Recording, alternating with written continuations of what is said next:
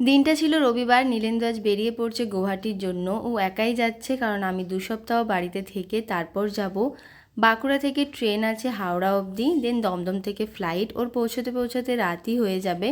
মা আজ কাঁঠাল বানাচ্ছে, আর এই কাঁঠালটা আসার সময় আমি শ্বশুরবাড়ি থেকে নিয়ে এসেছিলাম। এটা আমার শ্বশুরবাড়ির গাছের কাঁঠাল। সন্ধেবেলায় বেরিয়েছিলাম একটু ঘুরতে, তারপরে দেখলাম এই মোমোর দোকানটা, যেখানে বিভিন্ন রকমের মোমো পাওয়া যাচ্ছে। আমরা নিয়েছিলাম গন্ধরাজ স্টিম মোমো। এত গরম, ওপর থেকে গরম গরম মোমো, নাজেহাল অবস্থা, বাট খেতে দারুণ ছিল। তারপরে গেছিলাম স্টাইল বাজারে একটু কুর্তি দেখতে, বাট সেরকম কালেকশন ছিল না। তারপরে গেলাম ট্রেন্ডসে। আর আমি এতদিন পর স্কুটি চালাচ্ছি, আমার ভীষণ ভালো লাগছে।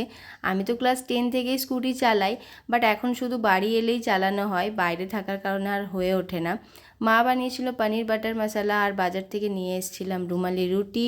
আর রাতে একটু স্কিন কেয়ার করে ঘুমিয়ে পড়লাম। দেখা হচ্ছে নেক্সট ভিডিওতে, বাই।